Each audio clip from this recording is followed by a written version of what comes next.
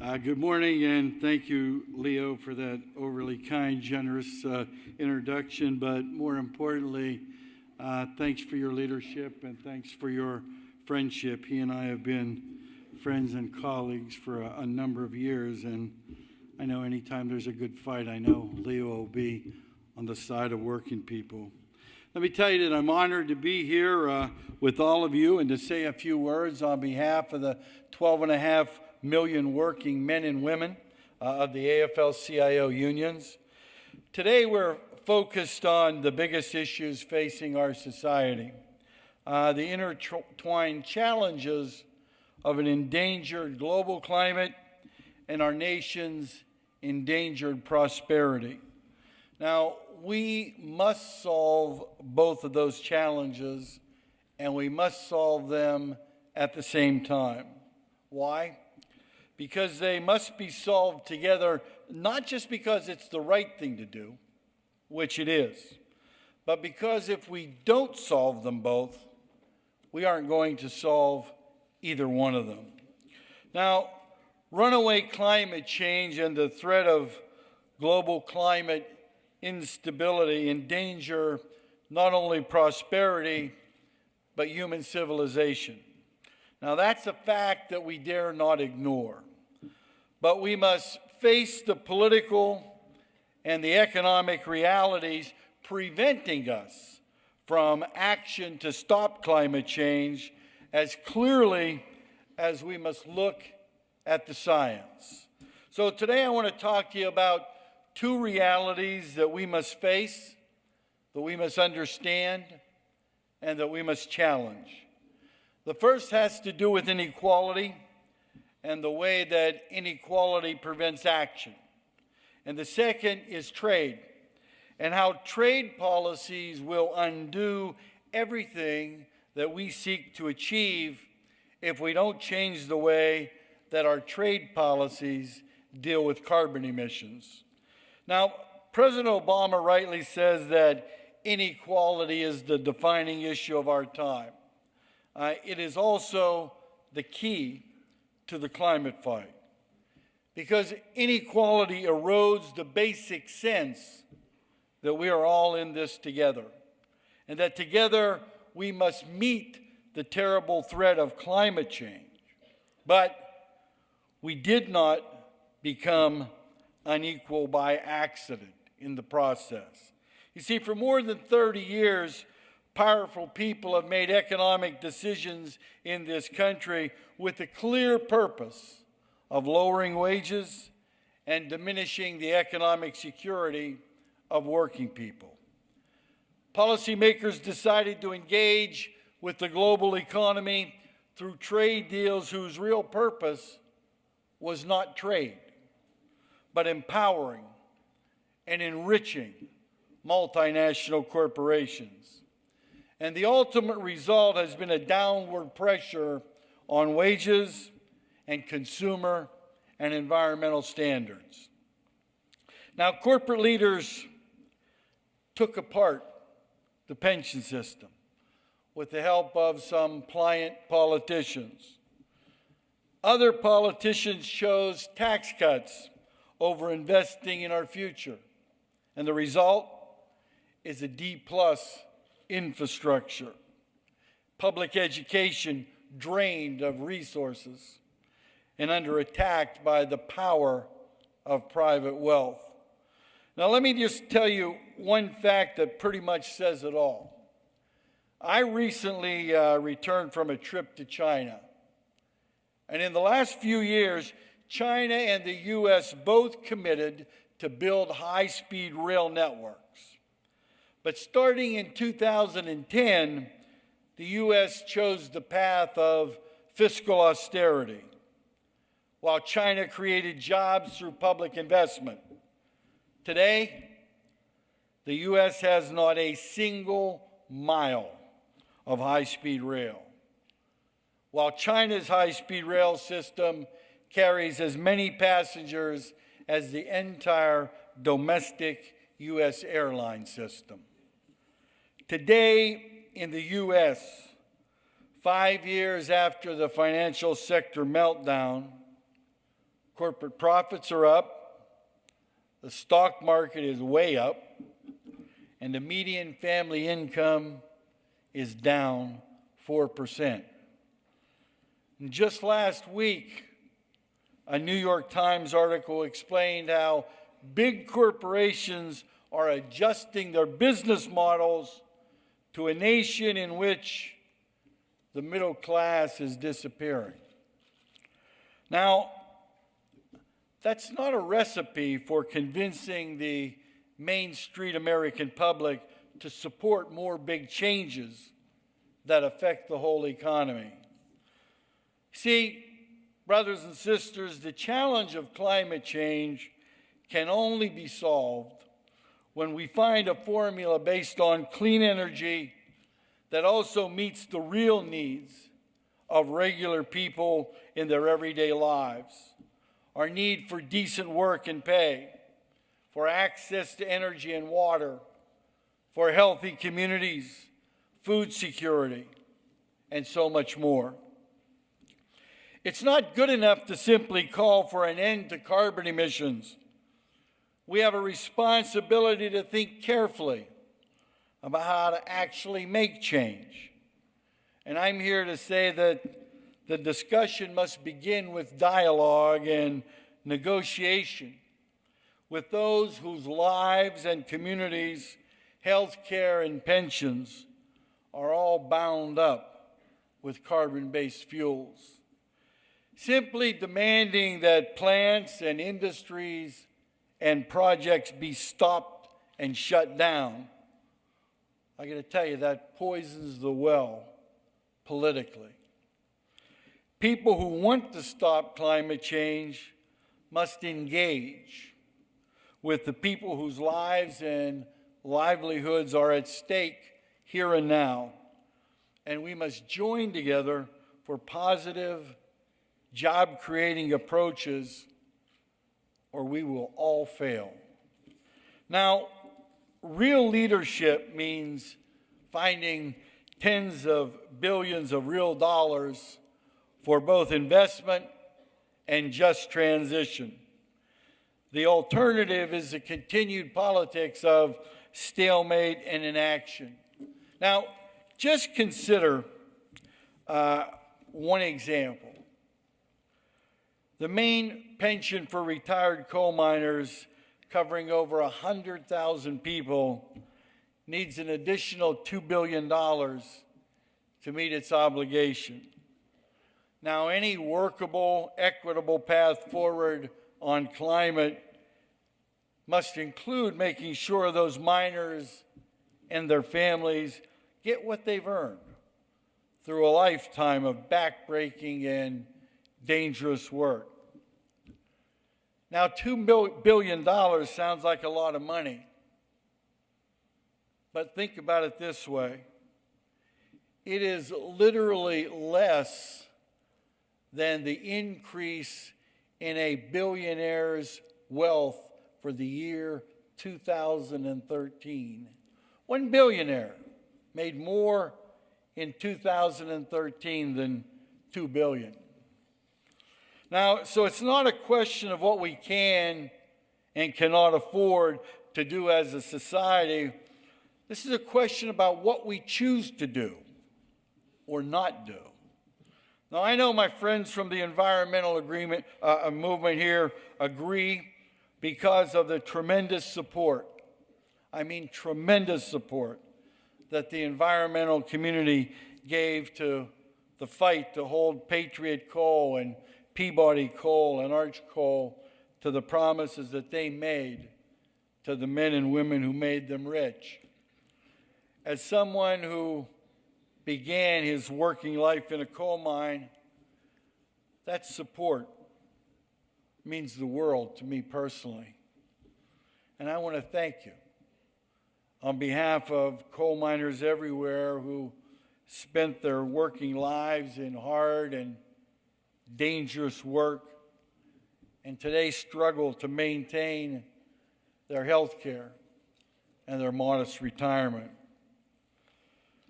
But the fight has just begun, and wrapped up in it is the question of whether we can, as a nation, as a democracy, take on the threat of climate change. Because, my friends, it doesn't have to be this way. There are alternatives to injustice and to tragedy. There are many, many pro-job and pro-environment investment that can take us down the path to a cleaner, more prosperous future. And together we can make them a reality. You see, our nation has the technology to reduce methane leaks in our national gas system and to create good, family-supporting jobs doing it. And that's why the AFL-CIO and the Blue-Green Alliance have formed a partnership called Repairing America's Aging Pipelines, RECAP, to do the work on the ground to get these programs moving. And we need more ideas like this, more ideas that can create jobs and make our economy more competitive and fight climate change at the same time. We have the technology to reduce building emissions by up to 1/2 and to put millions of people to work in the process. At the AFL-CIO, we're completing a retrofit of our headquarters.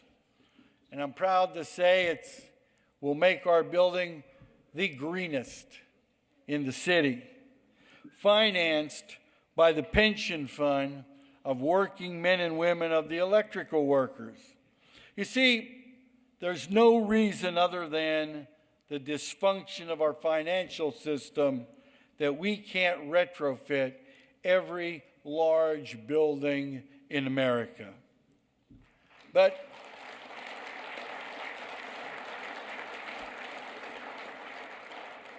as much progress as we can make in the United States, the reality is that our climate is a global public concern.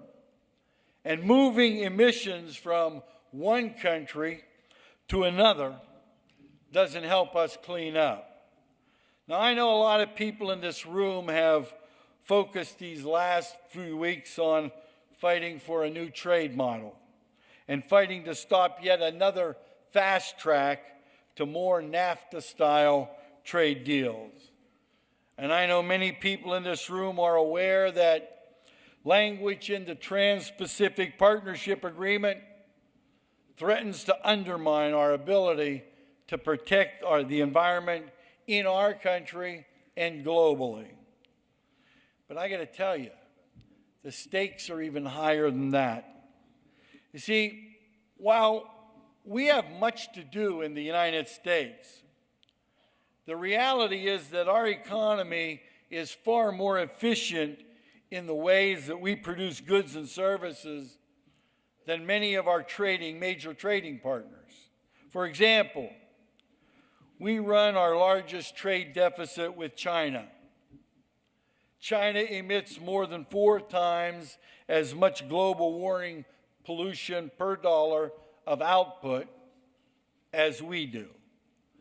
And that means if we make carbon-based energy expensive in the United States, but have no trade rules that regulate the carbon intensity of our imports, all we'll do is drive our industry to countries like China. And the net result will be not just job loss in the U.S., but higher net global emissions. So how can we possibly enter into trade agreements like the TPP or the bilateral investment treaty with China that do nothing to discipline carbon emissions? Why is the trade representative not pulling on the same end of the rope as the rest of the U.S. government?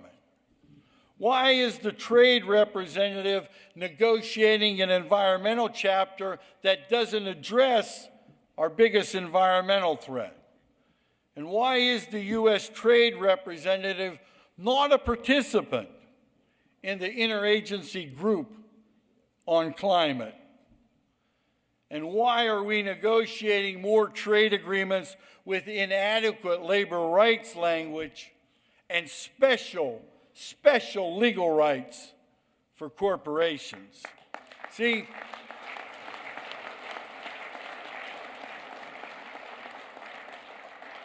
more NAFTAs will only erode the public's confidence in our government, making meaningful action on climate more and more difficult. See, brothers and sisters, we often talk about climate deniers. But today, we are effectively denying climate change exists with the way the rules of the global economy are being written. Together, the labor and the environmental movements must demand a new trade model, a trade model that fights climate change. Instead of the false promise that we can outsource our carbon emissions, we need a comprehensive approach to stopping climate change across the economy, across the world economy, an approach that puts us on the right path on climate, on jobs, and on energy. And we need to think big because the problems are big. We must act based on a clear understanding of how the politics and the economics of climate change interact with the politics and the economics of a world that is now, in truth, in its 7th year of economic crisis. Now, the obstacles to effective action to stop runaway climate change are not scientific and they are not technical. They are political. The obstacles to action can be found in the myth that there's no such thing as climate change, in the delusion that in a democratic society, elites can make working people bear all the costs of changes, and finally in the myth that it is possible to do anything about carbon change if there are no border adjustments in our trade agreements. You see, we can overcome these obstacles. Government can make private actors internalize externalities by putting a price on carbon. And government can prime the technology pump by investing in innovation. Or our government can do nothing, and nothing will happen. You see, I'm here on behalf of the labor movement to tell you that we remain committed to the task of stopping runaway climate change. And that's not easy for us. For millions of workers in the U.S., our livelihoods, our families, our communities are at stake, not decades from now, but right now. You see, we need to act together to find common ground, to make the kind of effort we once made to win world wars, to find solutions to speak to the hopes and the aspirations of working and middle-class Americans. And we must shed the illusion that some other path will work. You see, the Blue-Green Alliance is about finding that common ground, about thinking big, about fighting unemployment, and about fighting climate change. And I am pleased and I am honored to be on this path with you, because there is no other path to prosperity for us, for our children, and for our grandchildren. It is up to us, and it is up to us to act now. I look forward to the fight, standing by your side to create an economy that really does create a working and middle-class climate and gives us justice, fairness, air that we can breathe, and an environment that we can pass on to generations to come. Keep up the fight.